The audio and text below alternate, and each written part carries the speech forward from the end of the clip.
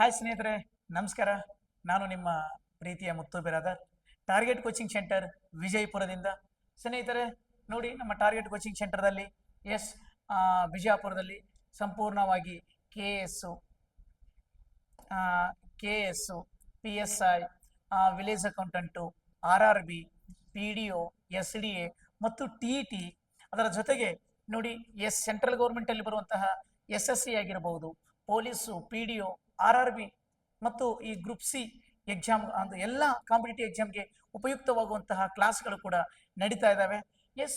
ನಮ್ಮಲ್ಲಿ ಸಂಸ್ಥೆಯ ಪ್ರಮುಖವಾದಂತಹ ವಿಶೇಷತೆಗಳೇನು ಅನ್ನೋದನ್ನ ತಾವಿಲ್ಲಿ ಕೊಟ್ಟಿದ್ದೇವೆ, ಅದನ್ನು ನೋಡ್ತಾ ಇರಿ.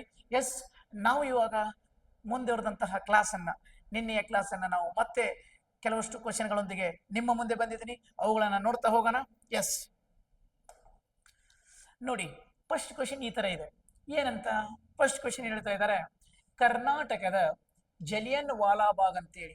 ನೋಡಿ, ಕರ್ನಾಟಕದ ಜಲಿಯನ್ ವಾಲಾಬಾಗ್ ಎಂದು ಯಾವುದನ್ನ ಕರಿತೇವೆ ಅನ್ನುವಂಥದ್ದು. ನೋಡಿ, ಜಲಿಯನ್ ವಾಲಾಬಾಗ್ ಯಾವುದನ್ನ ಕರಿತೇವೆ ಅನ್ನಕ್ಕೆ ಆಪ್ಷನ್ ಎ ಕೊಟ್ಟಿದ್ದಾನೆ ಈಸೂರು, ಆಪ್ಷನ್ ಬಿ ಕೊಟ್ಟಿದ್ದಾನೆ ಅಂಕೋಲಾ, ಸಿ ಕೊಟ್ಟಿದ್ದಾನೆ ವಿದುರಾಶ್ವತ್ಥ ಅಥವಾ ಮೂರನೇದ್ದು, ನಾಲ್ಕನೇದಿದೆ ಶಿವಪುರ. ನೋಡಿ, ಇದಕ್ಕೆ ಕಮೆಂಟ್ ಮಾಡಿ, ಯಾವುದು ಕರ್ನಾಟಕದ ಜಲಿಯನ್ ವಾಲಾಬಾಗ್ ಎಂದು ಕರೀತೇವೆ. ನೋಡಿ ಸ್ನೇಹಿತರೆ, ಕರ್ನಾಟಕದ ಜಲಿಯನ್ ವಾಲಾಬಾಗ್ ಎಂದು ಯಾವುದನ್ನ ಕರಿತೇವೆ ಅಂತೇಳಿ ನಾವು ನೋಡ್ತಾ ಹೋದಾಗ ಅದಕ್ಕೆ ಗೊತ್ತಿರಲಿ, ಅದಕ್ಕೆ ಸರಿಯಾದ ಆನ್ಸರು ಮೂರನೇದು ವಿದುರಾಶ್ವತ್ಥ. ಸ್ನೇಹಿತರೆ ಗೊತ್ತಿರಲಿ, ವಿದುರಾಶ್ವತ್ಥನ್ನೇ ಯಾಕೆ ಜಲಿಯನ್ ವಾಲಾಬಾಗ್ ಅಂತ ಕರೀತಾರೆ, ಕರೆದವ್ರು ಯಾರು? ನೋಡಿ, ಇಲ್ಲಿ ವಿದುರಾಶ್ವತ್ಥ ನೋಡಿ, ಇದು ಎಲ್ಲಿ ಬರ್ತದ ಅಂತಂದ್ರೆ ಈ ಚಿಕ್ಕಬಳ್ಳಾಪುರ ಅಂತೇಳಿ ನೋಡ್ತಾ ಹೋಗ್ತೇವಲ್ಲ, ಈ ಚಿಕ್ಕಬಳ್ಳಾಪುರದಲ್ಲಿ ಗೌರಿಬಿದನೂರು ಅಂತ ಬರ್ತದೆ. ಈ ಗೌರಿಬಿದನೂರಿನಲ್ಲಿ ಬರುವಂತಹ ಹಳ್ಳಿ ಯಾವುದಂದ್ರೆ ವಿದುರಾಶ್ವತ್ಥ. ಜಲಿಯನ್ ವಾಲಾಬಾಗ್ ಅಂದ್ರೆ 1919ರಲ್ಲಿ ಪಂಜಾಬಿನಲ್ಲಿ ಏನು ಒಂದು ಜಲಿಯನ್ ವಾಲಾಬಾಗ್ ಅನ್ನುವಂತ ಒಂದು ಸ್ಥಳ ಇದೆಯಲ್ಲ, ಅಲ್ಲಿ ಏನು ಒಂದು ಜಲಿಯನ್ ವಾಲಾಬಾಗ್ ಅಂತ ಒಂದು ಹತ್ಯಾಕಾಂಡ ಆಯ್ತಲ್ಲ, ಅದೇ ಮಾದರಿಯಲ್ಲಿ ನಮ್ಮ ಕರ್ನಾಟಕದ ಚಿಕ್ಕಬಳ್ಳಾಪುರದ ಗೌರಿಬಿದನೂರಿನಲ್ಲಿರುವ ವಿದುರಾಶ್ವತ್ಥದಲ್ಲಿಯೂ ಕೂಡ ಅದೇ ರೀತಿ ಒಂದು ಘಟನೆ ನಡೀತು. ಹೀಗಾಗಿ ಈ ವಿದುರಾಶ್ವತ್ಥನ್ನ ಪಟ್ಟಾಭಿ ಸೀತಾರಾಮಯ್ಯನವರು, ಯಾರು ಅಂತ ಕೇಳಿದ್ರೆ ಪಟ್ಟಾಭಿ ಸೀತಾರಾಮಯ್ಯ. ನೋಡಿ, ಪಟ್ಟಾಭಿ ಸೀತಾರಾಮಯ್ಯನವರು ಸ್ನೇಹಿತರೆ ಗೊತ್ತಿರಲಿ ಏನಂತ ಕರೆದ್ರಂದ್ರೆ ಈ ವಿದುರಾಶ್ವತ್ಥನ್ನ ಕರ್ನಾಟಕದ ಜಲಿಯನ್ ವಾಲಾಬಾಗ್ ಅಂತ ಕರಿತಾ ಹೋಗ್ತಾರೆ. ಅಂತೇಳಿ ಕರಿತಾ ಹೋಗ್ತಾರೆ. ಇದು ನಿಮ್ಗೆ ಗೊತ್ತಿರಬೇಕು. ಏನು ಕ್ವಶನ್ ಅಂತಂದ್ರೆ, ಈ ವಿದುರಾಶ್ವತ್ಥ ದುರಂತದಲ್ಲಿ ಅಥವಾ ಈ ವಿದುರಾಶ್ವತ್ಥ ಘಟನೆಯ ಕುರಿತು ಅಧ್ಯಯನ ಮಾಡಲಿಕ್ಕೆ ನೇಮಕವಾದಂತಹ ಸಮಿತಿ. ನೋಡಿ, ಇದಕ್ಕೆ ನೇಮಕವಾದಂತಹ ಸಮಿತಿ ಯಾವುದಂದ್ರೆ ವೇಪಾ ರಮೇಶನ್ ಸಮಿತಿ ಅಂತ ನೋಡ್ತಾ ಹೋಗ್ತೇವೆ. ವೇಪಾ ರಮೇಶನ್ ಅನ್ನುವಂತಹ ಒಂದು ಸಮಿತಿ ಈ ವಿದುರಾಶ್ವತ್ಥ ದುರಂತದ ಕುರಿತು ಅಧ್ಯಯನ ಮಾಡಲಿಕ್ಕಾಗಿ ನೇಮಕಗೊಂಡಿರುವಂತಹ ಸಮಿತಿ. ಹಾಗಾದ್ರೆ 1919 ಜಲಿಯನ್ ವಾಲಾಬಾಗ್ ಏನಿತ್ತಲ್ಲ, ಅದನ್ನು ಕೂಡ ನೇಮಕ ಮಾಡಿಕೋ, ಅದನ್ನು ಕೂಡ ಏನಾಯ್ತು ಏನಿಲ್ಲ ಅಂತ ಪರಿಶೀಲಿಸಲು ಒಂದು ಸಮಿತಿ ನೇಮಕವಾಗಿತ್ತು. ಅದು ಯಾವುದಂದ್ರೆ ಜಾನ್ ಹಂಟರ್ ಆಯೋಗ. ಅಲ್ಲಿ ಜಾನ್ ಹಂಟರ್ ಆಯೋಗ ಇತ್ತು. ಇಲ್ಲಿ ವೇಪಾ ರಮೇಶನ್ ಅವರ ಸಮಿತಿಯನ್ನ ನೇಮಕ ಮಾಡಿದ್ರು. ಇದು ಏನಂತಂದ್ರೆ ಗೊತ್ತಿರಲಿ ನಿಮಗೆ ವಿದುರಾಶ್ವತ್ಥ. ಇನ್ನೊಂದಿದೆ, ಅಲ್ಲಿ ಈ ಚಿಕ್ಕಬಳ್ಳಾಪುರ ನೋಡಿ, ತುಂಬಾ ನಿಮ್ಗೆ ಎಕ್ಸಾಮಿಗೆ ಬಂದಿರೋದು.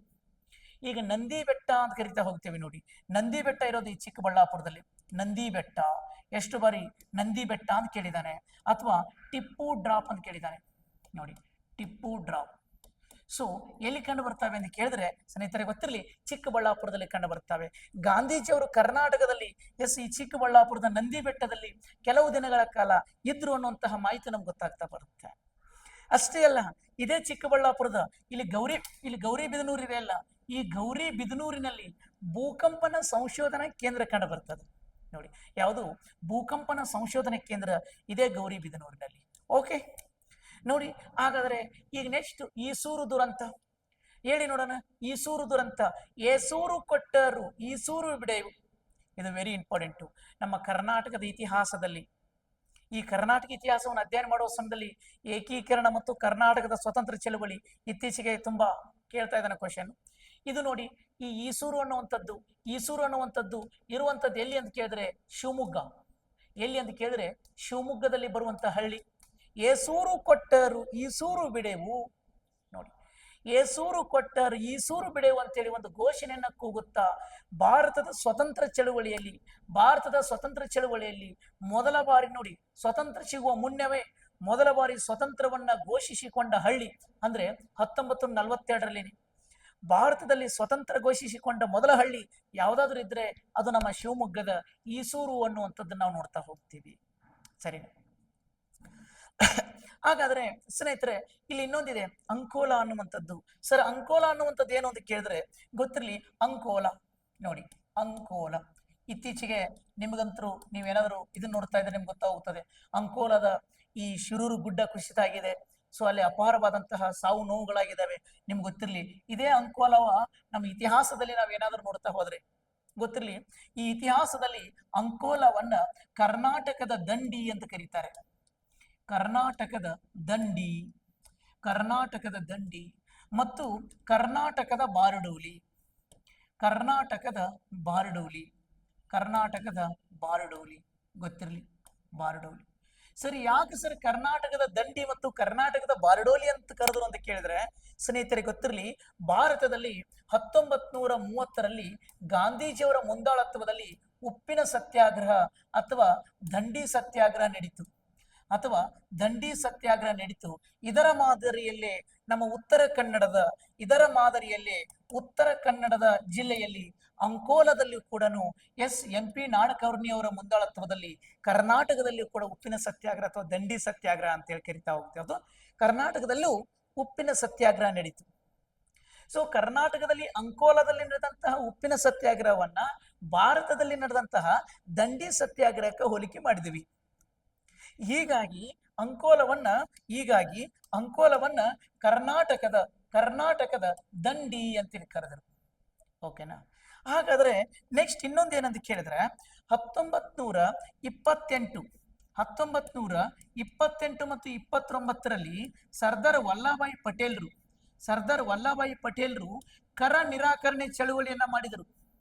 ಕರ ನಿರಾಕರಣೆ ಚಳುವಳಿ ಹೇಳ್ತಾರೆ ಬ್ರಿಟಿಷರಿಗೆ, ಬ್ರಿಟಿಷರೇ, ನೀವು ಹೇಳಿದಷ್ಟು ಟ್ಯಾಕ್ಸ್ ಕಟ್ಟಕ್ಕಾಗಲ್ಲ ನಿಮ್ಗೆ ದಮ್ ಇದ್ರೆ ನಮ್ಮನ್ನ ಚಿತ್ರ ಹಿಂಸೆ ಕೊಡ್ತಾ ಇದ್ರಿ, ನಮ್ಮ ಜನರಿಗೆ ಮಾನಸಿಕವಾಗಿ ಹಿಂಸೆ ಕೊಡ್ತಾ ಇದ್ರಿ, ನೀವು ಟ್ಯಾಕ್ಸ್ ಅನ್ನು ಕಟ್ಟಲೇಬೇಕು ಅಂತೇಳಿ ಹಿಂಸೆ ಕೊಡ್ತಾ ಇದ್ರಿ, ದಮ್ ಇದ್ರೆ ತಗೊಂಡು ಹೋಗ್ರಿ ನಮ್ಮ ಭಾರತದ ಭೂಮಿಯನ್ನ ತಗೊಂಡು ಹೋಗ್ರಿ ನೋಡೋಣ ಅಂತೇಳಿ ಚಾಲೆಂಜ್ ಹಾಕಿ ಏನು ಭಾರತದಲ್ಲಿ ಒಂದು ಕರ ನಿರಾಕರಣೆ ಚಳುವಳಿಯನ್ನ ಮಾಡಿದ್ರು, ಏನು ಬಾರ್ಡೋಲಿ ಸತ್ಯಾಗ್ರಹವನ್ನು ಮಾಡಿದ್ರು. ಅದೇ ತರ ನಮ್ಮ ಕರ್ನಾಟಕದಲ್ಲಿಯೂ ಕೂಡ 1932ರಲ್ಲಿ ಕರ ನಿರಾಕರಣೆ ಚಳುವಳಿ ನಡೀತು. ಈ ಕರ ನಿರಾಕರಣೆ ಚಳವಳಿ ನಡೆದಿದ್ದು ಇದೇ ಅಂಕೋಲಾದಲ್ಲಿ. ಹೀಗಾಗಿ ಅಂಕೋಲವನ್ನ ಕರ್ನಾಟಕದ ಬಾರಡೋಲಿ ಅಂತ ಕರೀತಾರೆ. ಸೊ ನಮ್ಗಿದು ವೆರಿ ವೆರಿ ವೆರಿ ಇಂಪಾರ್ಟೆಂಟ್. ಸರಿನಾ? ನೋಡಿ, ಹಾಗಾದ್ರೆ ಸ್ನೇಹಿತರೆ ನೋಡಿದೆವು ನಾವಿಲ್ಲಿ ಫಸ್ಟ್ ವಿದುರಾಶ್ವತ್ಥರ ಕುರಿತು ನೋಡಿದ್ವಿ, ಈಸೂರು ಕುರಿತು ನೋಡಿದ್ವಿ, ಅಂಕೋಲಾ ಕುರಿತು ನೋಡಿದ್ವಿ ಅಲ್ವಾ? ಈಗ ನೆಕ್ಸ್ಟ್ ಇದೆ ಶಿವಪುರ ಅಂತೇಳಿ. ಸರಿ, ಏನಿದು ಶಿವಪುರ? ನೋಡಿ ಸ್ನೇಹಿತರೆ, ಈ ಶಿವಪುರದ ಕುರಿತು ನಾವು ನೋಡ್ತಾ ಹೋದಾಗ ಗೊತ್ತಿರಲಿ, ಈ ಶಿವಪುರ ಅನ್ನುವಂಥದ್ದು ಎಲ್ಲ ಸ್ನೇಹಿತರೆ ಮಂಡ್ಯ ಜಿಲ್ಲೆಯಲ್ಲಿ ಕಂಡು ಬರುವಂತಹ ಹಳ್ಳಿ. ಎಲ್ಲಿ ಅಂತಂದ್ರೆ ಮಂಡ್ಯ ಜಿಲ್ಲೆಯಲ್ಲಿ ಕಂಡು ಬರುವಂತಹ ಹಳ್ಳಿ. ಸರಿ, ಏನಕ್ಕೆ ಶಿವಪುರ ಫೇಮಸ್ ಆಗ್ಯದ ಅಂತ ಕೇಳಿದ್ರೆ 1938ರಲ್ಲಿ ನೋಡಿ ಮೊದಲ ಬಾರಿ ಏನಾಯ್ತು ಅಂತ ಕೇಳಿದ್ರೆ ಇಲ್ಲಿ ಧ್ವಜ ಸತ್ಯಾಗ್ರಹ ಆಯ್ತು. ಅಂದ್ರೆ ಧ್ವಜಾರೋಹಣ ಮಾಡಿದ್ರು. ಕರ್ನಾಟಕದಲ್ಲಿ ಮೊದಲ ಬಾರಿ ಧ್ವಜಾರೋಹಣ ಮಾಡಿದ್ದೆ 1938 ಏಪ್ರಿಲ್ 11ರಂದು ಕರ್ನಾಟಕದಲ್ಲಿ ಮೊದಲ ಧ್ವಜಾರೋಹಣ. ಸರ್, ಧ್ವಜಾರೋಹಣ ಮಾಡಿದವರು ಯಾರು? ಟಿ ಸಿದ್ದಲಿಂಗಯ್ಯನವರು. ಯಾರು ಮಾಡಿದರು? ಟಿ ಸಿದ್ದಲಿಂಗಯ್ಯ. ಸೊ ಇದಕ್ಕಾಗಿ ಫೇಮಸ್ ಆಗಿದೆ. ಕರ್ನಾಟಕದ ಮೊದಲ ಧ್ವಜ ಸತ್ಯಾಗ್ರಹ ನಡೆದಿತ್ತು ಎಲ್ಲಿ ಅಂತ ಕೇಳಿದ್ರೆ ಮಂಡ್ಯ ಜಿಲ್ಲೆಯ ಶಿವಪುರದಲ್ಲಿ ನಡೆದಿರುವಂತದ್ದನ್ನು ನಾವು ನೋಡ್ತಾ ಹೋಗ್ತೀವಿ. ಸರ್, ಹಾಗಾದ್ರೆ ನೀವು ಕೇಳಬಹುದು, ಸರ್ ಕರ್ನಾಟಕದಲ್ಲಿ ಮೊದಲ ಬಾರಿ ಶಿವಪುರದಲ್ಲಿ ಧ್ವಜ ಸತ್ಯಾಗ್ರಹ ನಡೆದ್ರೆ ಭಾರತದಲ್ಲಿ ಯಾವಾಗ ನಡೀತು?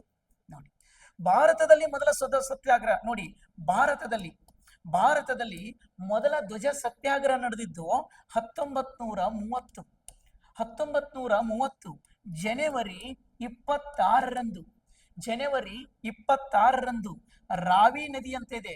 ರಾವಿ ನದಿಗೆ ಹಳೆ ಹೆಸರು ಪುರುಷ್ಣಿ ನದಿ ಅಂತ ಕರಿತಿದ್ರು.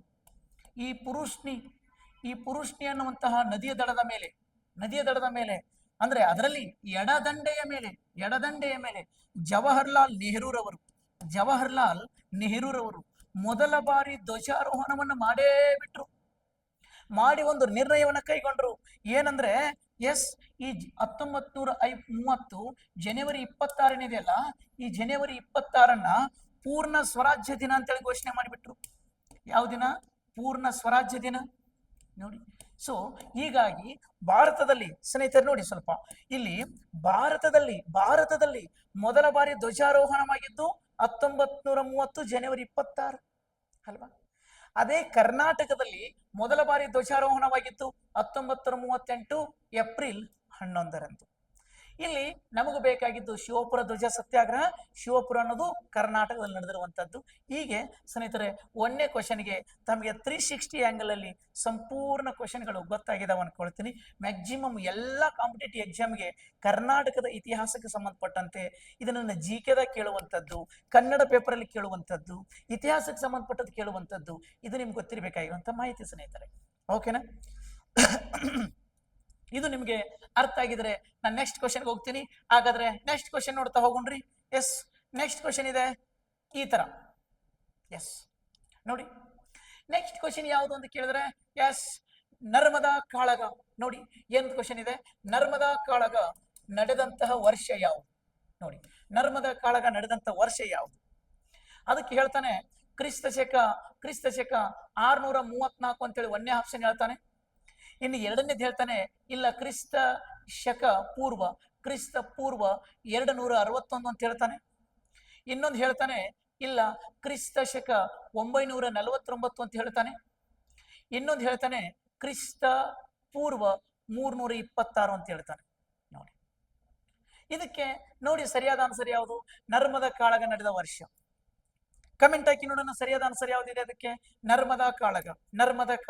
ನೋಡಿ ಸ್ನೇಹಿತರೆ, ಇದಕ್ಕೆ ಸರಿಯಾದ ಆನ್ಸರು ನೋಡೋಣ ಬನ್ನಿ. ಅದುವೇ 634. ಕ್ರಿಸ್ತ ಶಕ 634ರಲ್ಲಿ ನರ್ಮದಾ ಕಾಳಗ ನಡೀತು. 634ರಲ್ಲಿ ನರ್ಮದಾ ಕಾಳಗ ನಡೀತು. ನೋಡಿ, ಈಗ ಅದ್ರ ಬಗ್ಗೆ ನಾವು ಎಕ್ಸ್ಪ್ಲನೇಷನ್ ನೋಡ್ತಾ ಹೋದ್ರೆ, ನರ್ಮದಾ ಕಾಳಗದ ಬಗ್ಗೆ ಎಕ್ಸ್ಪ್ಲನೇಷನ್ ನೋಡ್ತಾ ಹೋದ್ರೆ ಗೊತ್ತಿರಲಿ ಸ್ನೇಹಿತರೆ, ಭಾರತವನ್ನ ಉತ್ತರ ಭಾರತ ಮತ್ತು ದಕ್ಷಿಣ ಭಾರತವಂತೇಳಿ ಮಾಡುವಂತ ನದಿಯೇ ಇಲ್ಲಿದೆಯಲ್ಲ, ಇದು ನರ್ಮದಾ ನದಿ. ಈ ನರ್ಮದಾ ನದಿ ಈ ಮಧ್ಯಪ್ರದೇಶದಲ್ಲಿ ಬರುವಂತಹ ಈ ನರ್ಮದಾ ನದಿ ಇಲ್ಲಿ ಗೊತ್ತಿರಲಿ ಮಧ್ಯಪ್ರದೇಶದಲ್ಲಿ ಬರುವಂತಹ ಅಮರಕಂಟಕ ಎಂಬಲ್ಲಿ ಹುಟ್ಟುತ್ತದೆ. ನೋಡಿ, ಈ ನರ್ಮದಾ ನದಿ ಪಶ್ಚಿಮಾಭಿಮುಖವಾಗಿ ಹರಿಯುವಂತಹ ನದಿ. ಇದು ದಕ್ಷಿಣ ಭಾರತ ಮತ್ತು ಉತ್ತರ ಭಾರತ ಅಂತೇಳಿ 2 ಭಾಗ ಮಾಡುವಂತ ನದಿ. ಏನಾಯಿತು ಅಂದ್ರೆ ಕ್ರಿಸ್ತ ಶಕ 634ರಲ್ಲಿ ಸಂಪೂರ್ಣ ಉತ್ತರ ಭಾರತವನ್ನು ಆಳ್ತಾ ಇರೋನು ಹರ್ಷವರ್ಧನ. ಉತ್ತರ ಭಾರತವನ್ನು ಆಳ್ತಾ ಇರುವಂತಹ ರಾಜ ಯಾರು ಅಂತ ಕೇಳಿದರೆ ಹರ್ಷವರ್ಧನ. ಇವನು ಉತ್ತರ ಭಾರತವನ್ನು ಆಳ್ತಾ ಒಂದು ಬಿರುದನ್ನು ಪಡ್ಕೊಂಡಿದ್ದ, ಅದುವೇ ಉತ್ತರ ಪತೇಶ್ವರ. ನೋಡಿ, ಯಾವುದು ಹರ್ಷವರ್ಧನ ಪಡ್ಕೊಂಡಿರುವಂತಹ ಬಿರುದು ಉತ್ತರ ಪತೇಶ್ವರ. ಅದೇ ತರ ಕೆಳಗಡೆ ಬಾದಾಮಿ ಚಾಲುಕ್ಯರು ಆಡಳಿತ ಮಾಡ್ತಾ ಇದ್ರು. ನಮ್ಮ ಬಾದಾಮಿ ಚಾಲುಕ್ಯರ ಪ್ರಸಿದ್ಧ ರಸ ಇಮ್ಮಡಿ ಪುಲಿಕೇಶಿ ಆಡಳಿತ ಮಾಡ್ತಾ ಇದ್ದ. ಇಮ್ಮಡಿ ಪುಲಿಕೇಶಿ ಸಂಪೂರ್ಣವಾಗಿ ದಕ್ಷಿಣ ಭಾರತವನ್ನ ಗೆದ್ದುಕೊಂಡು ದಕ್ಷಿಣ ಪತೇಶ್ವರ ಎಂಬ ಬಿರುದನ್ನು ಪಡ್ಕೊಂಡಿದ್ದ. ಈತ ನೋಡಿ, ದಕ್ಷಿಣ ಪತೇಶ್ವರ ಎಂಬ ಬಿರುದನ್ನು ಪಡ್ಕೊಂಡಿದ್ದ. ಏನಾಯ್ತು ಅಂತ ಕೇಳಿದ್ರೆ ಇಲ್ಲಿ ಮೊದಲು ಹೆಜ್ಜೆ ಇಟ್ಟವನು, ಅವಸರು ಮಾಡಿದವನು ಹರ್ಷವರ್ಧನ ತನ್ನ ಸಾಮ್ರಾಜ್ಯವನ್ನ ವಿಸ್ತರಿಸಬೇಕಂತೇಳಿ ನರ್ಮದಾ ನದಿಯನ್ನ ದಾಟಿ ಬಂದೇ ಬಿಟ್ಟ. ನರ್ಮದಾ ನದಿಯನ್ನ ದಾಟಿ ಬಂದು ನಮ್ಮ ಬಾದಾಮಿ ಚಾಲುಕ್ಯರ ಇಮ್ಮಡಿ ಪುಲಿಕೇಶಿ ಮೇಲೆ ದಾಳಿ ಮಾಡಿದ. ನಮ್ಮ ಇಮ್ಮಡಿ ಪುಲಿಕೇಶಿ ವೈರಿಗಳು ನಮ್ಮ ಮನೆಯ ಮೇಲೆ ದಾಳಿ ಮಾಡಿದಾಗ ಅಪ್ಪಿ ಸುಮ್ಕುಂದ್ರಕ್ ಬರಲ್ಲ. ಆವಾಗ ಇಮ್ಮಡಿ ಪುಲಿಕೇಶಿ ಏನ್ ಮಾಡಿದ? 634ರಲ್ಲಿ ಸೀದಾ ಅವನೇನ್ ಹರ್ಷವರ್ಧನ ಮೇಲೆ ಇಬ್ಬರು ನಡುವೆ ದಾಳಿ ನಡೆದೇ ಬಿಡ್ತು. ಇಲ್ಲೇ ನದಿಯ ದಡದ ಮೇಲೆ ನಡೀತು. ಹೇಳುತ್ತಾನೆ, ನಮ್ಮ ಇಮ್ಮಡಿ ಪುಲಿಕೇಶಿ ಹರ್ಷವರ್ಧನನನ್ನ ನರ್ಮದಾ ನದಿಯ ದಡದ ಮೇಲೆ ಹಕ್ಕಿ ಬಡದ್ಬಿಟ್ಟ. ಹೇಳ್ತೀನಿ, ಹಕ್ಕಿ ಬಡದ್ಬಿಟ್ಟ. ರವಿಕೀರ್ತಿ ನಮ್ಮ ಇಮ್ಮಡಿ ಪುಲಿಕೇಶಿ ಆಸ್ಥಾನದ ಕವಿ ಹೇಳ್ತಾನೆ, ರವಿಕೀರ್ತಿ ಏನಂತ, ಹರ್ಷವರ್ಧನ ಇಮ್ಮಡಿ ಪುಲಿಕೇಶಿಯನ್ನ ಸೋಲಿಸ್ಬೇಕಂತೇಳಿ ಹಾರ್ಯಾಡಿ ಬಂದಿದ್ದ. ಇಮ್ಮಡಿ ಪುಲಿಕೇಶಿಯನ್ನ ಸೋಲಿಸ್ಬೇಕಂತೇಳಿ ಹಾರ್ಯಾಡಿ ಬಂದಿದ್ದ. ಆದರೆ ನಮ್ಮ ಇಮ್ಮಡಿ ಪುಲಿಕೇಶಿ ಹರ್ಷವರ್ಧನ ಹಾರ್ಯಾಡಿ ಬಂದಿರುವ ಹರ್ಷವರ್ಧನನ್ನ ಹಾರಿ ಹೋಗಂಗ್ ಬಡದ. ಆ ಹರ್ಷವರ್ಧನ ನರ್ಮದಾ ನದಿಯಲ್ಲಿ ತೊಳ್ಕೊಂಡು ಹೋಗಂಗ, ನರ್ಮದಾ ನದಿಯಲ್ಲಿ ಹಾರಿ ಹೋಗಂಗ ಬಡದ ಅಂತೇಳಿ ಅಪಿ ಯಾರು ಅಂತಂದ್ರೆ ರವಿಕೀರ್ತಿ ಐಹೊಳೆ ಶಾಸನದಲ್ಲಿ ಮತ್ತು ಇಲ್ಲಿ ಹರ್ಷವರ್ಧನ ಆಸ್ಥಾನದಲ್ಲಿರುವಂತಹ ಉವೆನ್ಸ್ತಾಂಗ್ ಚೀನಿ ಯಾತ್ರಿಕ ಉವೆನ್ಸ್ತಾಂಗ್ ಆತ ಕೂಡ ಸಿಯುಕಿ ಕೃತಿಯಲ್ಲಿ ತಿಳಿಸ್ಯಾನ. ಅಷ್ಟೇ ಅಲ್ಲ, ಸೋತಂತ ಹರ್ಷವರ್ಧನ ಇಮ್ಮಡಿ ಪುಲಿಕೇಶಿಯೊಂದಿಗೆ ನಾನು ನೀನು ಸ್ನೇಹ ಸಂಬಂಧವನ್ನ ಬೆಳೆಸೋಣ ಅಂತೇಳಿ ಇಬ್ರು ಸ್ನೇಹ ಸಂಬಂಧವನ್ನ ಬೆಳೆಸಿ ಸೋತಂತ ಹರ್ಷವರ್ಧನ ನಮ್ಮ ಇಮ್ಮಡಿ ಪುಲಿಕೇಶಿಗೆ ಪರಮೇಶ್ವರ ಎಂಬ ಬಿರುದನ್ನು ಕೂಡ ಕೊಟ್ಟ. ಪರಮೇಶ್ವರ ಎಂಬ ಬಿರುದನ್ನ ಕೊಟ್ಟ. ಇವರಿಬ್ಬರ ನಂತರ ಸ್ನೇಹ ಸಂಬಂಧ ಬೆಳೆದು ನರ್ಮದಾ ನದಿ ಇವರಿಬ್ಬರ ನಡುವೆ ಗಡಿರೇಖೆಯಾಯಿತು ಅಂತ ನಾವೇನು ಓದ್ತೇವಲ್ಲ ಸ್ನೇಹಿತರೆ, ಅದು ಯಾವುದಂದ್ರೆ ನರ್ಮದಾ ಕಾಳಗದಲ್ಲಿ 634ರಲ್ಲಿ. ಸರಿನಾ? ಈ ಕಾನ್ಸೆಪ್ಟ್ ಅರ್ಥ ಆಯ್ತಾ? ಇದು ಒಂದು ಕಾನ್ಸೆಪ್ಟ್ ಕ್ಲಿಯರ್ ಆಗಿದೆ ಅನ್ಕೊಳ್ತೀನಿ ನೋಡಿ.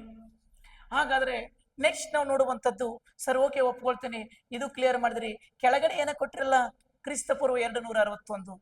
ಏನಿಲ್ಲ ಸ್ನೇಹಿತರೆ ಗೊತ್ತಿರಲಿ, ಕ್ರಿಸ್ತಪೂರ್ವ 261 ಅಂತ ಏನಿದೆ ಅಲ್ಲ, ಈ ಕ್ರಿಸ್ತಪೂರ್ವ 261 ನೋಡಿ, ಕ್ರಿಸ್ತಪೂರ್ವ 261 ಇಲ್ಲಿ ಏನಾಗುತ್ತೆ ಅಂದ್ರೆ ಒಂದು ಯುದ್ಧವಾಗುತ್ತೆ. ಇದನ್ನ ಮೊನ್ನೆ PSI ಕ್ವೆಶ್ಚನ್ ಕೇಳಿದ್ದ. ಆ ಯುದ್ಧ ಯಾವ್ದಂದ್ರೆ ಕಳಿಂಗ ಯುದ್ಧ ಅಂತ ಕರಿತೇವೆ. ಕಳಿಂಗ ಯುದ್ಧ ಆಗುತ್ತೆ. ಈ ಕಳಿಂಗ ಯುದ್ಧ ಯಾರ ನಡುವೆ ನಡೀತದೆ ಅಂತ ನಾವು ನೋಡ್ತಾ ಹೋದಾಗ, ಈ ಕಳಿಂಗ ಯುದ್ಧ ಗೊತ್ತಿರಲಿ ಅಪ್ಪಿ, ಈ ಕಳಿಂಗ ಯುದ್ಧ ಅಶೋಕ ಮತ್ತು ಅಲ್ಲಿ ಕಾರವೇಲ ಅಥವಾ ಶುದ್ಧ ಧರ್ಮ ಅಂತ ಕರೆಯುವಂಥದ್ದು. ಕಾರವೇಲ ಅಥವಾ ಶುದ್ಧ ಧರ್ಮ ಇವರ ನಡುವೆ ನಡೀತು ಅನ್ನುವಂಥದ್ದು. ಸೊ ಯಾಕೆ ನಡೀತು, ಏನ್ ನಡೀತು ಎಲ್ಲ ಸಂಪೂರ್ಣವಾಗಿ ಇತಿಹಾಸದಲ್ಲಿ ನಾವು ನೋಡ್ತಾ ಬರ್ತೀವಿ. ಬಟ್ ಯುದ್ಧದಲ್ಲಿ ಏನಾಯ್ತು ಅಂತ ನಾವು ಡೈರೆಕ್ಟ್ ಆಗಿ ನೋಡ್ತಾ ಹೋದ್ರೆ, ಇಲ್ಲಿ ಕಾರವೇಲ ಸೋತು ಬಿಟ್ಟ, ಬಟ್ ಅಶೋಕ ಗೆದ್ದು ಬಿಟ್ಟ. ಕಾರವೇಲ ಸೋತ, ಅಶೋಕ ಗೆದ್ದ. ಬಟ್ ಆದ್ರೆ ಈ ಕಾಳಗ ನಡೆದಿದ್ದು ಎಲ್ಲಿ ಅಂತ ಕೇಳಿದ್ರೆ ಒಡಿಸ್ಸಾ. ಕಳಿಂಗ ಅಂದ್ರೆ ಇಂದಿನ ಒಡಿಸ್ಸಾ. ಕಳಿಂಗದ ಬಳಿ ಇರುವಂತಹ ಒಂದು ನದಿ ಹರಿತಾ ಇತ್ತು, ದಯಾ ಎಂಬ ನದಿ ಹರಿತಾ ಇತ್ತು. ಈ ನದಿಯ ದಡದ ಮೇಲೆ ಒಂದು ಬೆಟ್ಟ ಇತ್ತು, ದೌಳಿ ಬೆಟ್ಟ ಅಂತೇಳಿ. ಈ ದೌಳಿ ಬೆಟ್ಟದಲ್ಲಿ ಕದನ ನಡೆದು ಬಿಡ್ತು. ಇದನ್ನ ಅಶೋಕ ಮಹಾರಾಜ ಕೈಗೊಂಡಿರುವಂತಹ ಏಕೈಕ ಕದನ ಇದಾಗಿದೆ. ಮೊದಲ ಕದನವೂ ಇದೆ, ಕೊನೆಯ ಕದನ ಕೂಡ ಇದೆ. ಏಕೈಕ ಕದನ ಅಶೋಕ ಕೈಗೊಂಡಿರುವ ಏಕೈಕ ಕದನವಾಗಿದೆ. ಈ ಕದನದ ನಂತರ ಲಕ್ಷಾಂತರ ಜನ ಸಾವುಗಳಾದವು, ಇನ್ನ 1.5 ಲಕ್ಷ ಜನ ಗಾಯಾಳುಗಳಾದವು. ಇದರಿಂದ ನೋಡಿ ಅಪ್ಪಿ ಸಂಪೂರ್ಣವಾಗಿ ಮನನೊಂದಂತಹ ಅಶೋಕ ಏನು ಮಾಡಿಬಿಟ್ಟ, ಉಪಗುಪ್ತನ ಸಹಾಯದಿಂದ ಅಪ್ಪಿ ಬೌದ್ಧ ಧರ್ಮವನ್ನ ಸ್ವೀಕಾರ ಮಾಡಿಬಿಟ್ಟ. ಬೌದ್ಧ ಧರ್ಮವನ್ನ ಸ್ವೀಕಾರ ಮಾಡಿ ತನ್ನ ಕೈಯಲ್ಲಿರುವ ಖಡ್ಗವನ್ನ ಬಿಸಾಕಿ ಕೈಯಲ್ಲಿ ಪೆನ್ನನ್ನ ಹಿಡಿದ, ಬೌದ್ಧ ಧರ್ಮದ ಪ್ರಚಾರಕ್ಕೆ ತೊಡಗಿದ ಅಂತೇಳಿ ನೋಡ್ತಾ ಬರ್ತೀವಿ. ಸರಿ, ಹಾಗಾದ್ರೆ ಈ ಇಟ್ಟೊತ್ತಕ್ಕ ನಾವೇನು ಹೇಳಿದೆವಲ್ಲ, ಇಲ್ಲಿ ಹೇಳ್ತಾ ಇದ್ದೇವಲ್ಲ, ಈ ಕಳಿಂಗ ಯುದ್ಧದ ಕುರಿತು ಅಶೋಕನ 13ನೇ ಬಂಡೆಗಲ್ಲು ಶಾಸನದಲ್ಲಿ ತಿಳಿಸ್ತಾ ಹೋಗ್ತದ. ಅಶೋಕನ 13ನೇ ಬಂಡೆಗಲ್ಲು ಶಾಸನದಲ್ಲಿ ತಿಳಿಸಲಾಗುತ್ತದೆ ಅನ್ನುವಂಥ ಪಾಯಿಂಟು ಗೊತ್ತಿರಬೇಕಾ. ಇದರ ಸಂಪೂರ್ಣ ಮಾಹಿತಿಯನ್ನ ಇತಿಹಾಸದಲ್ಲಿ ನಿಮ್ಗೆ ಹೇಳಿಕೊಡ್ತಾ ಹೋಗ್ತಾರೆ. ಜಸ್ಟ್ ನಾನು ರಿಕಾಲ್ ಮಾಡುವಂಥದ್ದು, ಜಸ್ಟ್ ನಿಮಗೆ ಸ್ವಲ್ಪ ರಿವಿಷನ್ ಮಾಡಿಕೊಡುವಂಥದ್ದು ಅಷ್ಟೇ. ಓಕೆ, ಹಾಗಾದ್ರೆ ಬನ್ನಿ ವಾಪಸ್ ನೋಡೋಣ. ನೋಡಿ, ಹಾಗಾದ್ರೆ ಇಲ್ಲಿ ಮೊದಲನೇದಾಯ್ತು, ಇದು ಆಯ್ತು. ಸರಿ, ಈಗ 949ರಲ್ಲಿ ಏನ್ ಸರ್ ಇದು? ಈ 949 ಏನು ಅಂತಂದ್ರೆ ಸ್ನೇಹಿತರೆ ಹೇಳಿ ನೋಡೋಣ, ಕಮೆಂಟ್ ಹಾಕಿ. 900 ಕ್ರಿಸ್ತ ಶಕ 949ರಲ್ಲಿ ನಡೆದಂತ ಕಾಳಗ ಯಾವುದು? ಕಮೆಂಟ್ ಹಾಕಿ ನೋಡೋಣ, ಕಮೆಂಟು. 949ರಲ್ಲಿ ಆದಂತ ಕಾಳಗ ಯಾವುದು? ಎಸ್ ಅಪ್ಪಿ, ಯಾವ ಕಾಳಗ ಅಂತ ಕೇಳಿದ್ರೆ ಅದುವೇ ತೆಕ್ಕೊಳಂ ಕದನ. ಎಸ್, ಯಾವ ಕಾಳಗ ಅಂತ ಕೇಳಿದ್ರೆ ತೆಕ್ಕಳಂ ಕದನ. ಸರಿ, ತೆಕ್ಕಳಂ ಕದನ ಯಾವಾಗ ನಡೀತು, ಯಾರ ನಡುವೆ ನಡೀತು ನೋಡಿ. ಈ ತೆಕ್ಕಳಂ ಕಾಳಗ 949ರಲ್ಲಿ ನಡೀತು. ಸ್ನೇಹಿತರೆ, ಯಾರ್ಯಾರು ಅಂತ ಕೇಳಿದರೆ, ಒಂದ್ ಕಡೆ 1ನೇ ಪರಾಂತಕ ಇದ್ದ ನೋಡಿ. ಒಂದ್ ಕಡೆ 1ನೇ ಪರಾಂತಕ ಇದ್ದ. ಸರಿ, 1ನೇ ಪರಾಂತಕ ಯಾವ ಮನೆತನದವನು ಸರ್ ಅಂತ ಕೇಳಿದ್ರೆ, ಇವ ಚೋಳರ ಮನೆತನದವನು, ಚೋಳರ ರಾಜ. ಇನ್ನೊಂದು ಕಡೆ ಯಾರಿದ್ರು ಅಂತ ಕೇಳಿದರೆ, ಇನ್ನೊಂದು ಕಡೆ ಗೊತ್ತಿರಲಿ ಸ್ನೇಹಿತರೆ, 3ನೇ ಕೃಷ್ಣ ಇದ್ದ. 3ನೇ ಕೃಷ್ಣ ಇದ್ದ. ಈ 3ನೇ ಕೃಷ್ಣ ಯಾರು ಅಂತ ಕೇಳಿದರೆ, ರಾಷ್ಟ್ರಕೂಟರ ರಸ. ರಾಷ್ಟ್ರಕೂಟರ ರಸ ಹೇಳ್ತೀನಿ ಸ್ನೇಹಿತರೆ. ಇವ್ರಿಬ್ಬರು ನಡಬರಕ್ಕೆ ಮೊದಲು ನಡೆದಂತ ಯುದ್ಧ ಇವ್ರಿಬ್ಬರು ನಡೆದಿತ್ತು. ಆದ್ರೆ ಗೊತ್ತಿರಲಿ, ಆರಂಭದಲ್ಲಿ 1ನೇ ಪರಾಂತಕ ಇವನನ್ನು ಸೋಲಿಸ್ತಾ ಇದ್ದ, ಇವನು ಗೆಲ್ತಾ ಇದ್ದ, ಇವ ಸೋಲ್ತಾ ಇದ್ದ. ಆದರೆ ಇವನ ಜೊತೆ ಸೇರಿದವ, ಇವ ಸೋಲ್ತಾ ಇದ್ದಾಗ ಇವನ ಜೊತೆ ಸೇರಿದವ ಯಾರಂದ್ರೆ 2ನೇ ಭೂತುಂಗ. 2ನೇ ಭೂತುಂಗ ಇವನ್ ಜೊತೆ ಸೇರ್ಕೊಂಡ. ಸರಿ, ಯಾರು ಇವನು 2ನೇ ಭೂತುಂಗ? 2ನೇ ಭೂತುಂಗ ಯಾರು ಅಂತ ಕೇಳಿದ್ರೆ, ಇವನು ಗಂಗರ ಅರಸ. ಗಂಗರ ಅರಸ ಸರ. ಇವ ಸೋಲಾಕತ್ತಂತೇಳಿ ಇವ ಸೇರ್ಕೊಂಡ. ಇವ ಯಾರು? ಗಂಗರ ಅರಸ, 2ನೇ ಭೂತುಂಗ. ಇವ ಯಾಕೆ ಸೇರ್ಕೊಂಡ ಅಂದ್ರೆ, ಈ 2ನೇ ಭೂತುಂಗ 3ನೇ ಕೃಷ್ಣನಿಗೆ ಮಗಳು ಕೊಟ್ಟಿದ್ದ. ಮತ್ತೆ ಅಳಿಯಲ್ಲಿ ಯಾರೋ ಬಡಿಯಾಕತ್ತಾರ ಅಂದ್ರೆ ಮತ್ತೆ ಮಾವು ಸುಮ್ ಕುಂದ್ರಾಕ್ ಬರ್ತದನಪ್ಪಿ. ಮಾವು ಬಂದ, ಇಬ್ರು ಸೇರ್ಕೊಂಡು ಹೇಳ್ತೇನಪ್ಪಿ, 1ನೇ ಪರಾಂತಕನ ಹಾಕಿ ಬಡದ್ಬಿಟ್ರಿ. ಅಳಕತ್ಬಿಟ್ಟು ನೀವು ಬಡಿಸ್ಕೊಂಡ್ಬಿಟ್ಟ ಅಪ್ಪಿ. ಆದ್ರೆ ಇವರಿಬ್ರು ಗೆದ್ದು ಬಿಟ್ರು. ಇದರ ಕುರಿತು ಹೇಳುವಂಥದ್ದೇ 949ರ ತೆಕ್ಕಳಂ ಕದನ. ಇದರ ಕುರಿತು ಹೇಳುವಂಥದ್ದು ಯಾವುದು? 949ರಲ್ಲಿ ತೆಕ್ಕಳಂ ಕದನ. ಓಕೆ ನೋಡಿ, ಈಗ ನಿಮಗೆ ನೋಡಿ, ಇದು ಕ್ಲಿಯರ್ ಆಯ್ತು. ಪ್ರಾಚೀನ ಭಾರತ ಇತಿಹಾಸದಲ್ಲಿ ಇಸ್ವಿಗಳನ್ನ ನೆನಪಿಟ್ಕೋಬೇಡ್ರಿ. ಜಾಸ್ತಿ ಇಸ್ವಿಗಳನ್ನ ನೆನಪಿಟ್ಕೋಬೇಡ್ರಿ. ಮೇನ್ ಈ ತರ ಮೇನ್ ಯುದ್ಧಗಳನ್ನ ಈ ರೀತಿ ನೆನಪಿಟ್ಕೊಂಡ್ರೆ ಸಾಕು. ಸರಿನಾ ಸರ್? ಓಕೆ, 3 ಹೇಳಿಬಿಡ್ರಿ. ಇನ್ನೊಂದಾದ್ರೆ ಅದನ್ನೊಂದು ಹೇಳಿಬಿಡ್ರಿ, ಅದನ್ನೊಂದು ಮುಗಿಸ್ಬಿಡ್ರಿ. ನೋಡಿ, ಅದನ್ನೊಂದು ಮುಗಿಸಿದ್ರೆ ನೋಡಿ, ಹಾಗಾದ್ರೆ ಯಾವುದಿದೆ? ಕ್ರಿಸ್ತ ಪೂರ್ವ. ಯಾವ್ದಂತಿದೆ? ಕ್ರಿಸ್ತ ಪೂರ್ವ 326. ನೋಡಿ, ಕ್ರಿಸ್ತ ಪೂರ್ವ 326ರಲ್ಲಿ ನಡೆದ ಕಾಳಗವನ್ನು ಜೀಲಂ ಕಾಳಗ ಅಂತ ಕರಿತೀವಿ. ಯಾವ ಕಾಳಗ ಅಂತೀವಿ ಅಂದ್ರೆ ಜೀಲಂ ಕದನ, ಅಥವಾ ಇದಕ್ಕೆ ಗ್ರೀಕರು ಹೈಡಾಸ್ಪಸ್ ಕದನ ಅಂತ ಕರೆದ್ರು. ನೋಡಿ, ಕದನ ಅಂತ ಕರೆದ್ರು. ಸರ್, ಹಾಗಾದ್ರೆ ಯಾರ ನಡುವೆ ನಡೀತು, ಯಾಕೆ ನಡೀತು? ನೋಡಿ, ಈ ಕದನ ಯಾರ ನಡುವೆ ನಡೀತು, ಯಾಕೆ ನಡೀತು ಅಂತ ಕೇಳಿದ್ರೆ ಸ್ನೇಹಿತರೆ ಗೊತ್ತಿರಲಿ, ಒಂದ್ ಕಡೆ ಅಲೆಕ್ಸಾಂಡರ್, ಜಗತ್ತಿನ ಮೊದಲ ನಿರಂಕುಶ ಪ್ರಭು, ಜಗತ್ತನ್ನೇ ಗೆಲ್ತೀನನ್ನೋ ಆಸೆ ಒಳಗೊಂಡಿರುವ ಅಲೆಕ್ಸಾಂಡರ್. ಇನ್ನೊಂದು ಕಡೆ ನಮ್ಮ ಪಂಜಾಬಿನ ರಾಜ, ಅಲೆಕ್ಸಾಂಡರ್ನಿಗೆ ಅಂಜದೇನೆ ಧೈರ್ಯದಿಂದ ಎದುರು ಮಾತುಗಳನ್ನು ಆಡಿದಂತಹ ಪಂಜಾಬಿನ ರಾಜ ಪೋರಸ್. ಇವರ ನಡುವೆ ಅಪಿ 900 ಕ್ರಿಸ್ತಪೂರ್ವ 926ರಲ್ಲಿ ಜೀಲಂ ನದಿಯ ದಡದ ಬಳಿ ಕದನವಾಯಿತು. ಆ ಕದನವೇ ಜೀಲಂ ಕಾಳಗ.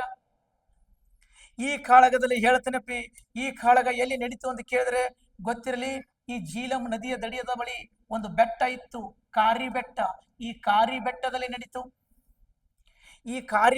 ನಡೀತು. ಆದರೆ ಇಲ್ಲಿ ಗೆದ್ದವರು ಯಾರು ಅಂತ ಕೇಳಿದ್ರೆ, ಸೋತವ್ರು ಯಾರು ಅಂತ ಕೇಳಿದ್ರೆ, ಇಲ್ಲಿ ಗೆದ್ದಂತ ವ್ಯಕ್ತಿ ಅಲೆಕ್ಸಾಂಡರ್ ಗೆದ್ದ. ಸೋತಂತ ವ್ಯಕ್ತಿ ಯಾರು ಅಂತ ಕೇಳಿದ್ರೆ ಪೋರಸ್ ಇಲ್ಲಿ ಸಂಪೂರ್ಣವಾಗಿ ಸೋತ. ಪೋರಸ್ಸನ ಮಗ ಹರಿವರ್ಮ ಈ ಕದನದಲ್ಲಿ ಸತ್ತ. ಆದರೆ ಈ ಪೋರಸ್ ಸೋಲಿಗೆ ಕಾರಣ ಪ್ರಕೃತಿಯೇ ಪೋರಸ್ಸನ ಸೋಲಿಗೆ ಕಾರಣವಾಗಿತ್ತು. ಆ ಸೋಲೇನು, ಯಾಕಾಗಿತ್ತು, ಏನು ಎಂತ ಅಂತೇಳಿ ಸಂಪೂರ್ಣವಾದ ಇತಿಹಾಸ ಕ್ಲಾಸಲ್ಲಿ ತಿಳ್ಕೊಳ್ಳೋರು. ನಾ ಜಸ್ಟ್ ಹೇಳ್ತಾ ಇರೋದು ಜಿಕೆಗೆ ಟಚ್ ಅಪ್ ಕೊಡ್ತಾ ಇದ್ದೀನಿ. ಸೊ ಹೀಗಾಗಿ ಈ 326 ಏನಂತಂದ್ರೆ ಇಲ್ಲಿ ವಿವರಣೆ ನೀಡುವಂತ ಐಡಾಸ್ಪಸ್ ಅಥವಾ ಜೀಲಂ ಕಾಳಗದ ಕುರಿತ ಮಾಹಿತಿ ತಿಳಿಸ್ತದೆ. ಸರಿನಾ? ಓಕೆ, ಈಗ ಇದು ತಮಗೆ ಅರ್ಥ ಆಗಿದೆ ಅನ್ಕೊಳ್ತೀನಿ. ಓಕೆ, ಹಾಗಾದ್ರೆ ನೆಕ್ಸ್ಟ್ ಹೋಗೋಣ. ನೆಕ್ಸ್ಟ್ ಕ್ವಶನ್ ನೋಡಿ, ಇಲ್ಲಿ ನಿಮಗೆ ಸಂಪೂರ್ಣವಾಗಿ ನಾವು 360 ಆಂಗಲ್ ಅಲ್ಲಿ ಒಂದೇ ಕ್ವಶನ್ ಆದ್ರೂ ಕೂಡ ಪರವಾಗಿಲ್ಲ, ಸಂಪೂರ್ಣವಾದಂತಹ ಒಂದು ಕಾನ್ಸೆಪ್ಟ್ ಅನ್ನು ಕ್ಲಿಯರ್ ಮಾಡುವಂತಹ ಒಂದು ಕಾರ್ಯವನ್ನ ಮಾಡ್ತಾ ಇದ್ದೇವೆ ನಮ್ಮ ಟಾರ್ಗೆಟ್ ಕೋಚಿಂಗ್ ಸೆಂಟರ್ ಬಿಜಾಪುರದಿಂದ. ನೋಡಿ, ಇದು ಕ್ಲಿಯರ್ ಆಗಿದೆ ಅನ್ಕೊಳ್ತೀನಿ. ಈಗ ನೆಕ್ಸ್ಟ್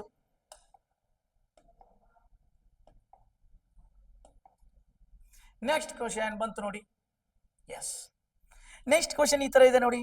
ಏನು ಕ್ವಶನ್ ನೋಡಿ, ಇದು ತುಂಬಾ ಸಾರಿ ಎಕ್ಸಾಮ್ ಬಂದಿರುವಂತದ್ದು, ತುಂಬಾ ಸಾರಿ ಪಿಸಿಗಂತೂ ಲೆಕ್ಕವೇ ಇಲ್ಲ, ಆ ರೀತಿ ಬಂದಿರುವಂತದ್ದು.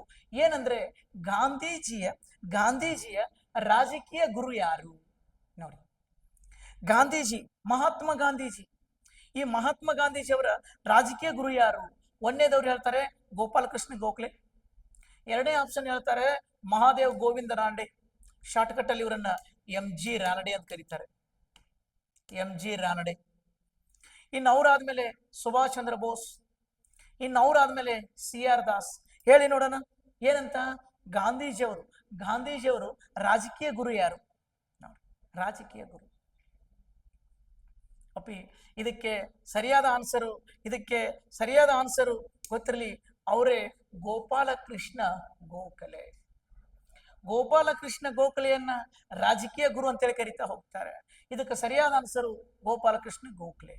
ಗೊತ್ತಿರಲಿ. ಆದ್ರೆ ಗೋಪಾಲಕೃಷ್ಣ ಗೋಖಲೆ ಅವರ ರಾಜಕೀಯ ಗುರು MG ರಾನಡೆ.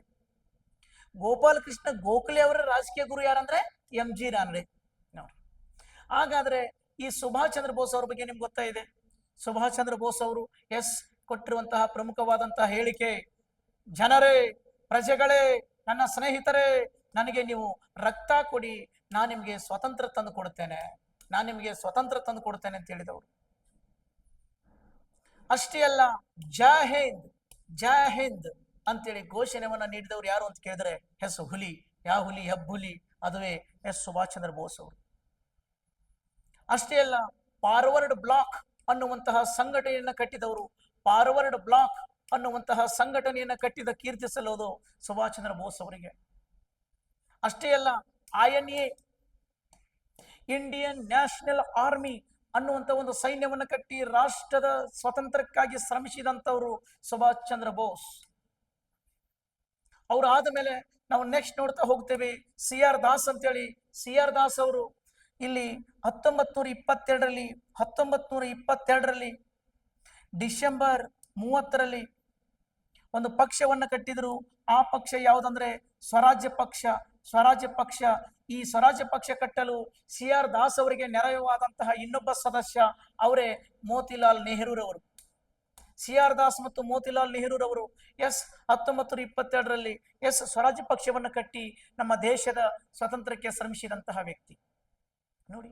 ಹೀಗೆ ನಮ್ಮ ದೇಶದ ಸ್ವತಂತ್ರ ಚಳವಳಿಯಲ್ಲಿ ಒಂದಲ್ಲ ಎರಡಲ್ಲ ಸುಮಾರು 6 ಲಕ್ಷ ಜನರ ನೆತ್ತರ ಭೂಮಿಯ ಮೇಲೆ ಹರಿದ ಮೇಲೆ ಸ್ವಾತಂತ್ರ್ಯ ಸಿಕ್ಕಿದೆ. ಕೇವಲ ಗಾಂಧೀಜಿಯವರು ಒಬ್ಬರೇ ಅಂತಲ್ಲ, ಎಲ್ಲ ಜನ ಸುಮಾರು ಒಂದಲ್ಲ ಎರಡಲ್ಲ 6 ಲಕ್ಷ ಜನರ ನೆತ್ತರ ಭೂಮಿಯ ಮೇಲೆ ಹರಿದಿದೆ. ಹಾಗಾದ್ರೆ ನಿಮ್ಗೆ ಗೊತ್ತಿರಲಿ, ಗಾಂಧೀಜಿಯವರನ್ನ ಅಪಿ ರಾಷ್ಟ್ರಪಿತ ಅಂತ ಕರೆಯುವಂತದ್ದು. ಗಾಂಧೀಜಿಯವರನ್ನ ರಾಷ್ಟ್ರಪಿತ ಅಂತ ಕರಿತೀವಿ, ಹೌದಾ? ಬಾಪೂಜಿ ಅಂತ ಕರಿತೀವಿ ನೋಡಿ, ಮಹಾತ್ಮ ಅಂತ ಕರಿತೀವಿ. ಓಕೆನಾ? ಇನ್ನು ನಾನಾ ತರ ಹೇಳ್ತಾರೆ.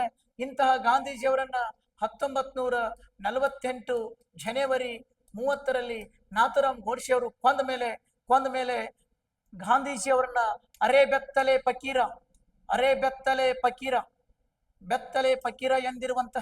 ಫಕೀರ ಎಂದಿರುವಂತಹ ಅಪಿ ಯಾರು ಅಂತ ಕೇಳಿದ್ರೆ ವಿನ್ಸ್ಟನ್ ಚರ್ಚಿಲ್. ಗಾಂಧೀಜಿಯನ್ನ ಬೆತ್ತಲೆ ಫಕೀರ ಎಂದವನು ವಿನ್ಸ್ಟನ್ ಚರ್ಚಿಲ್. ಇದೇ ವಿನ್ಸ್ಟನ್ ಚರ್ಚಿಲ್ ಗಾಂಧೀಜಿಯವರನ್ನ ಕೊಲೆಯಾದ ಮೇಲೆ, ಗಾಂಧೀಜಿಯವರ ಹತ್ಯೆ ಆದ್ಮೇಲೆ ಹೇಳಿದ್ರು, ಏ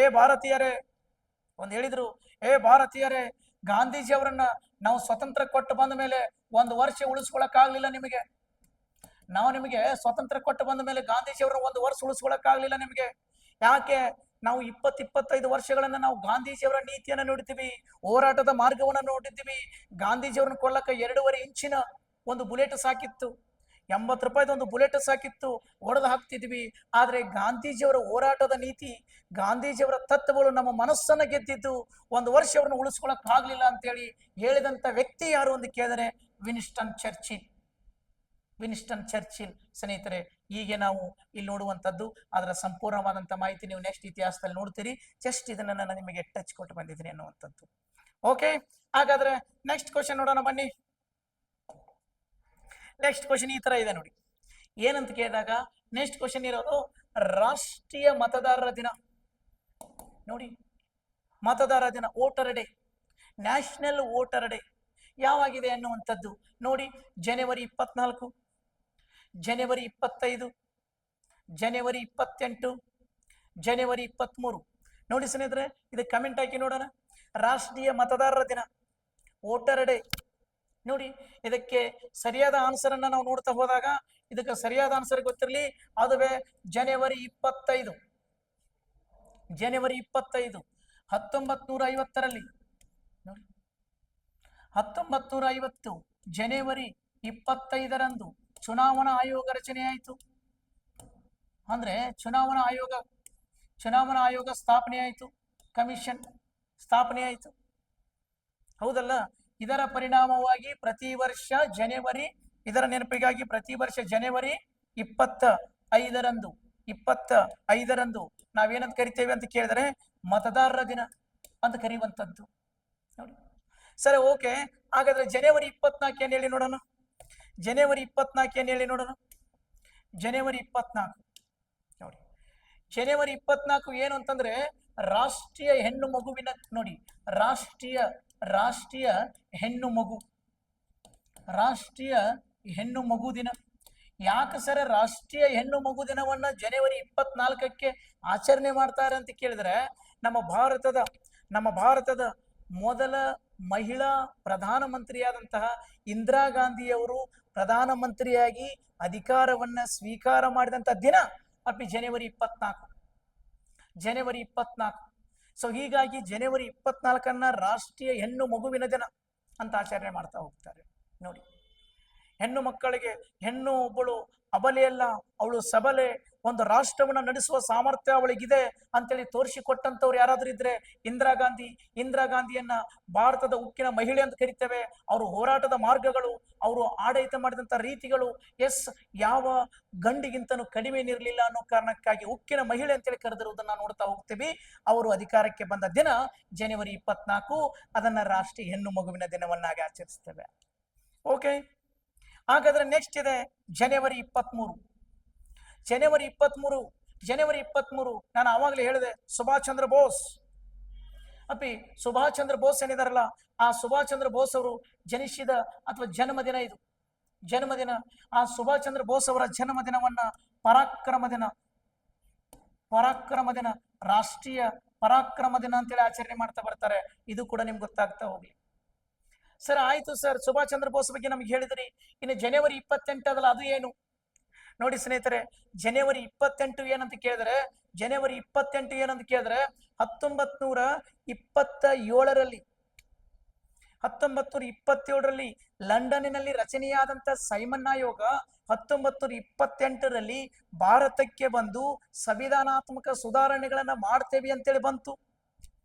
ಆದ್ರೆ ಇದರಲ್ಲಿ 7 ಜನ ಸದಸ್ಯರಿದ್ರು. ಈ 7 ಜನರು ಕೆಂಪು ಮಂಗ್ಯಗಳಾಗಿದ್ದು, ಅಂದ್ರೆ ಬ್ರಿಟಿಷರಾಗಿದ್ರು, ಬಿಳಿಯರಿಂದ ಕೂಡಿತ್ತು, ಯಾವ ಭಾರತೀಯನೂ ಇರಲಿಲ್ಲ. ಇವರು ನಮ್ಮ ಸಂವಿಧಾನ ಏನ್ ರಚನೆ ಮಾಡ್ತಾರೆ, ನಮ್ಮ ಸಂವಿಧಾನಕ್ಕೆ ಏನು ಸುಧಾರಣೆ ಮಾಡ್ತಾರೆ, ತಮಗೆ ಹೆಂಗ್ ಬೇಕು ಅಂತ ಕಂಫರ್ಟೇಬಲ್, ತಮಗೆ ಈಸಿಯಾಗಿ ಹಂಗ್ ಮಾಡ್ಕೋತಾರೆ. ಇವ್ರೇನ್ ನಮಗೇನು ಸುಧಾರಣೆ ಮಾಡೋದಿಲ್ಲ, ತಮಗ್ ಅವಶ್ಯಕತೆ ಇದ್ದಂಗೆ ಮಾಡ್ಕೋತಾರೆ. ಇದು ಬೇಡ ನಮಗೆ, ಸೈಮನ್ ಗೋ ಬ್ಯಾಕ್ ಅಂತೇಳಿ ಚಳುವಳಿಯನ್ನ ಆರಂಭಿಸಿದಂತಹ ಲಾಲಾ ಲಜಪತ್ ರಾಯ್ ಅವರ ಜನ್ಮದಿನ ಜನವರಿ 28. ಯಾಕೆ ಇವುಗಳನ್ನು ಹೇಳ್ತಾ ಇದ್ದೇನೆಂದ್ರೆ, ಇತ್ತೀಚಿನ ದಿನಮಾನಗಳಲ್ಲಿ ಪ್ರತಿಯೊಂದು ಎಕ್ಸಾಮ್ಗಳಲ್ಲಿ ಯೂತ್ ಟೌನ್ ಕೇಳ್ತಾ ಹೋಗ್ತಿದ್ದಾನೆ. ಡೇಟ್ ಅಂಡ್ ಅಬ್ಸರ್ವೇಷನ್, ದಿನ ಮತ್ತು ದಿನದ ವಿಶೇಷತೆ ಕಂಪಲ್ಸರಿ ಕೇಳ್ತಾ ಇದ್ದಾನೆ. ಸೊ ಹೀಗಾಗಿ ನಾನು ಜಸ್ಟ್ ನಿಮ್ಗೆ ಜನವರಿದೊಂದು ತಗೊಂಡ್ಬಂದಿದ್ದೀನಿ, ಡಿಸೆಂಬರ್ದೊಂದು ತಗೊಂಡ್ಬಂದಿದ್ದೀನಿ. ಉಳಿಕೆದೆಲ್ಲವನ್ನು ನೀವು ಓದಲೇಬೇಕು. ಇದು ಕಡ್ಡಾಯವಾಗಿ GK ದೊಳಗಡೆ ತುಂಬಾ ಅತ್ಯುತ್ತಮವಾಗಿರುವಂತದ್ದು. ಇದು ಮೇನು ತುಂಬಾ ಇದೆ. GK ಅಂದ್ರೆ ಲಿಮಿಟೇ ಇಲ್ಲ, ಎಲ್ಲಾ ವಿಷಯಗಳನ್ನು ನೋಡೋದು.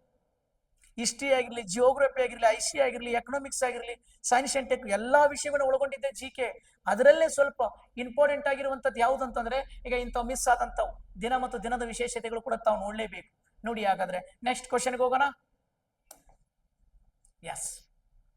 ನೋಡಿ ಸ್ನೇಹಿತರೆ, ನೆಕ್ಸ್ಟ್ ಕ್ವಶನ್ ಈ ತರ ಇದೆ. ಅದು ಯಾವುದು ಅಂತ ಕೇಳಿದ್ರೆ ವಿಶ್ವ ಮಣ್ಣು ದಿನ ನೋಡಿ. ವಿಶ್ವ ಮಣ್ಣು ದಿನ ಯಾವಾಗ ಅಂತೇಳಿದೆ ನೋಡಿ. ನೆಕ್ಸ್ಟ್ ಯಾವುದು? ವಿಶ್ವ ಮಣ್ಣು ದಿನ ನೋಡಿ. ಟ್ರೈ ಮಾಡಿ ನೋಡೋಣ ಇದಕ್ಕೆ. ವಿಶ್ವ ಮಣ್ಣು ದಿನ, ಅದಕ್ಕೆ ಆಪ್ಷನ್ 1ನೇದಿದೆ ಡಿಸೆಂಬರ್ 1, ಇನ್ನು 2ನೇದಿದೆ ಡಿಸೆಂಬರ್ 5, ಇನ್ನು 3ನೇದಿದೆ ಡಿಸೆಂಬರ್ 22, 4ನೇದಿದೆ ಡಿಸೆಂಬರ್ 11 ನೋಡಿ. ವಿಶ್ವ ಮಣ್ಣು ದಿನ ವಿಶ್ವ ಮಣ್ಣು ದಿನ. ಟ್ರೈ ಮಾಡಿ ನೋಡೋಣ ಇದಕ್ಕೆ. ಹಾ, ಇದಕ್ಕೆ ನೋಡಿ ವಿಶ್ವ ಮಣ್ಣು ದಿನ. ಇದಕ್ಕೆ ಸರಿಯಾದ ಆನ್ಸರು ಸ್ನೇಹಿತರೆ ಗೊತ್ತಿರಲಿ, ವಿಶ್ವ ಮಣ್ಣು ದಿನ ಎಸ್ ಡಿಸೆಂಬರ್ 5. ಡಿಸೆಂಬರ್ 5. ಡಿಸೆಂಬರ್ 5 ವಿಶ್ವ ಮಣ್ಣು ದಿನ ಅಂತೇಳಿ ಆಚರಣೆ ಮಾಡಿದರೆ ಡಿಸೆಂಬರ್ 1 ಏನಂತ ಆಚರಣೆ ಮಾಡ್ತೀವಿ ಹೇಳಿ ನೋಡೋಣ. ಡಿಸೆಂಬರ್ 1 ಡಿಸೆಂಬರ್ 1 ಎಸ್ ಏಡ್ಸ್ ದಿನ. ಡಿಸೆಂಬರ್ 1 ಏಡ್ಸ್ ದಿನ. ನೋಡಿ ಏಡ್ಸ್ ದಿನ ಯಾವಾಗ ಅಂದ್ರೆ ಡಿಸೆಂಬರ್ 1. ಹಾಗಾದ್ರೆ ಡಿಸೆಂಬರ್ 22 ಏನು ಹೇಳಿ ನೋಡೋಣ. ಡಿಸೆಂಬರ್ 22 ಡಿಸೆಂಬರ್ 22 ಸ್ನೇಹಿತರೆ ಗಣಿತ ದಿನ. ಡಿಸೆಂಬರ್ 22 ಗಣಿತ ದಿನ. ಹಾಗಾದ್ರೆ ಡಿಸೆಂಬರ್ 11 ಏನು ಹೇಳಿ ನೋಡೋಣ. ಡಿಸೆಂಬರ್ 11 ಸ್ನೇಹಿತರೆ ಡಿಸೆಂಬರ್ 11 ಪರ್ವತ ದಿನ. ಯಾವುದು? ಪರ್ವತ ದಿನ. ನೋಡಿ ಇಲ್ಲಿ ಕೇವಲ ನೋಡಿ ಈ ತರ ಬಂದಾಗ, ಜಸ್ಟ್ ನೀವು ಓದುವಂತ ಟ್ರಿಕ್ಸ್ ಬಂದಾಗ, ಡಿಸೆಂಬರ್ 11 ಪರ್ವತ ದಿನ ಬಂದಾಗ ನೀವು ಈ ಸದ್ಯ ಲಿಮಿಟ್ ಮಾಡ್ಕೊಂಡು ಒಂದು ಕ್ರಾಸ್ ಹಾಕೊಂಡೇ ಬಿಡ್ಬೇಕು. ಒಂದ್ ರೀತಿ ಯಾವ ತರ ಸರ್, ಇಲ್ಲಿ ಪರ್ವತ ಅಂತ ಬಂತಲ್ಲ, ಎಸ್ ಅನ್ಕೋಬೇಕು. ಏನು? ಕರ್ನಾಟಕದ ಎತ್ತರವಾದ ಶಿಖರ. ನೋಡಿ ಕರ್ನಾಟಕದ ಎತ್ತರವಾದ ಶಿಖರ ಯಾವ್ದು ಹೇಳಿ ನೋಡೋಣ. ಎತ್ತರವಾದ ಶಿಖರ. ಯಾಕ ಅಲ್ಲಿ ಪಾಯಿಂಟ್ ಬಂತು, ಇದೇ ಓದೋ ಜಿಕೆ ಓದೋ ಟ್ರಿಕ್ಸ್ ರೀ ಇದು. ಪರ್ವತ ಅಂತ ಬಂತು ಅಂದ್ರೆ ಆಗ ಪರ್ವತ ನೋಡೇ ಬಿಡೋಣ. ಕರ್ನಾಟಕದ ಎತ್ತರವಾದ ಶಿಖರ ಯಾವುದು? ಮುಳ್ಳಯ್ಯನಗಿರಿ. ಯಾವ ಗಿರಿ? ಮುಳ್ಳಯ್ಯನಗಿರಿ. ಯಾವ ಗಿರಿ? ನೋಡಿ ಮುಳ್ಳಯ್ಯನಗಿರಿ ಗಿರಿ. ಎಲ್ಲಿದೆ ಮುಳ್ಳಯ್ಯನಗಿರಿ? ಬಾಬಾ ಬುಡನ್ಗಿರಿ ಬೆಟ್ಟದಲ್ಲಿ. ಬಾಬಾ ಬುಡನ್ಗಿರಿ ಬೆಟ್ಟ ಎಲ್ಲಿದೆ? ಚಿಕ್ಕಮಗಳೂರಲ್ಲಿದೆ. ಹಾಗಾದ್ರೆ ಬಾಬಾ ಬುಡನ್ಗಿರಿ ಬೆಟ್ಟದ ಹಳೆಯ ಹೆಸರೇನು? ಚಂದ್ರದ್ರೋಣ ಬೆಟ್ಟ. ಹೌದಲ್ಲ? ಇವನ್ನೆಲ್ಲ ಕೇಳಿದಾನಲ್ಲ ಸರ್. ಹಾಗಾದ್ರೆ ಮುಳ್ಳಯ್ಯನಗಿರಿ ಎಟ್ಟಿ ಹತ್ತಿರ ಅದ? 1913.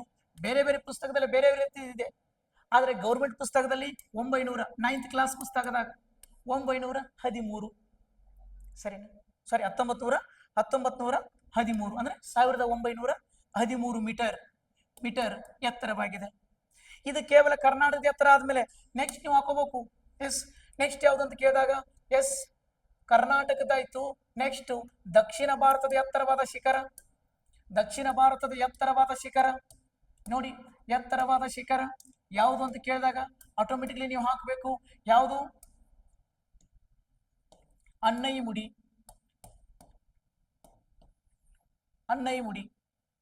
ಸರ್ ಹಾಗಾದ್ರೆ ಪಶ್ಚಿಮ ಘಟ್ಟಗಳ ಎತ್ತರವಾದ ಶಿಖರ. ನೋಡಿ ಪಶ್ಚಿಮ ಘಟ್ಟಗಳ ಎತ್ತರವಾದ ಶಿಖರ, ಅದಕ್ಕೂ ಕೂಡ ಇದೇ ಅನ್ನೈಮುಡಿ. ಹಾಗಾದ್ರೆ ಪೂರ್ವ ಘಟ್ಟಗಳು ಮತ್ತು ಪಶ್ಚಿಮ ಘಟ್ಟಗಳು. ನೋಡಿ ಇಲ್ಲಿ ಪೂರ್ವ ಘಟ್ಟಗಳು ಪಶ್ಚಿಮ ಘಟ್ಟಗಳು ಸಂಧಿಸುವ ಸ್ಥಳ ಯಾವುದಂತ ಕೇಳಿದಾನೆ. ಅದು ನೀಲಗಿರಿ ಬೆಟ್ಟ. ಈ ನೀಲಗಿರಿ ಬೆಟ್ಟದಲ್ಲಿ ಎತ್ತರವಾದ ಶಿಖರ ಯಾವುದಂತ ಕೇಳಾನೆ. ಎತ್ತರವಾದ ಶಿಖರ ನೋಡಿ ನೀಲಗಿರಿ ಬೆಟ್ಟದಲ್ಲಿ ಎತ್ತರವಾದ ಶಿಖರ ಯಾವುದು ಅಂತ ಕೇಳಿದ್ರೆ ದೊಡ್ಡ ಬೆಟ್ಟ. 2017 KS ಕೇಳಿದ ಕ್ವಶನ್ ಏನಂದ್ರೆ ನೀಲಗಿರಿ ಬೆಟ್ಟದಲ್ಲಿರುವಂತಹ ಬುಡಕಟ್ಟು ಜನಾಂಗ ತೋಡರು. ನೀಲಗಿರಿ ಬೆಟ್ಟದಲ್ಲಿರುವಂತಹ ಜನಾಂಗ ಯಾರಂತ ಕೇಳಿದ್ರೆ ತೋಡರು. ಇದು ಆದ್ಮೇಲೆ ಅತ್ಯಂತ ಹಳೆಯ ಪರ್ವತ. ನೋಡಿ ಇದು ಆದ್ಮೇಲೆ ಭಾರತದ ಭೂಮಿಯ ಮೇಲಿನೇ ಅತ್ಯಂತ ಹಳೆಯ ಪರ್ವತ ಅಂತೇಳಿ ನೋಡ್ತಾ ಹೋದ್ರೆ ನಮ್ಮ ಭಾರತದ ಹಳೆಯ ಪರ್ವತಗಳು ಯಾವಾದ್ರೂ ಇದ್ರೆ ಅವು ಅರಾವಳಿ ಪರ್ವತ. ನೋಡಿ ಯಾವ ಪರ್ವತ ಅಂದ್ರೆ ಅರಾವಳಿ ಪರ್ವತ. ಎಕ್ಸಾಮ್ ಕೇಳ್ಯಾನ ಸ್ನೇಹಿತರೆ, ಗೊತ್ತಿರಲಿ. ಅರಾವಳಿ ಪರ್ವತದಲ್ಲಿ ಎತ್ತರವಾದ ಶಿಖರ ಯಾವ್ದಂತ ಕೇಳಾನೆ. ಅರಾವಳಿ ಪರ್ವತದಲ್ಲಿ ಎತ್ತರವಾದ ಶಿಖರ ಯಾವ್ದಂತಂದ್ರೆ ಕೇಳಿದ್ರೆ ಅದೇ ಅಲ್ಲನು ಗುರು ಶಿಖರ. ಈ ಗುರು ಶಿಖರ ಏನಿದೆ ಅಲ್ಲ, ಅರಾವಳಿ ಪರ್ವತದಲ್ಲಿ ಕಂಡು ಬರುವಂತಹ ಅತಿ ಎತ್ತರವಾದ ಶಿಖರ. ಹಾಗಾದ್ರೆ ಭಾರತದ ಎತ್ತರವಾದ ಶಿಖರ K2. ನೋಡಿ ಇದು ಏನಂತ ಕೇಳಿದ್ರೆ ಭಾರತದ ಎತ್ತರವಾದ ಶಿಖರ K2 ಅನ್ನ ಮೌಂಟ್ ಆಸ್ಟಿನ್ ಗಾಡ್ವಿನ್ ಅಂತ ಕರೀತಾರೆ. ಓಕೆ, ಗಾಡ್ವಿನ್ ಅಂತ ಕರಿತಾ ಹೋಗ್ತಾರೆ. ಹಾಗಾದ್ರೆ ಸರ್ ಪ್ರಪಂಚದ ಎತ್ತರವಾದ ಶಿಖರ ನಿಮ್ಗೆ ಗೊತ್ತಾ ಇದೆ. ಪ್ರಪಂಚದ ಎತ್ತರವಾದ ಶಿಖರ ನಿಮ್ಗೆ ಗೊತ್ತೇ ಇದೆ, ಯಾವುದು? Mount Everest. Mount Everest, Mount Everest.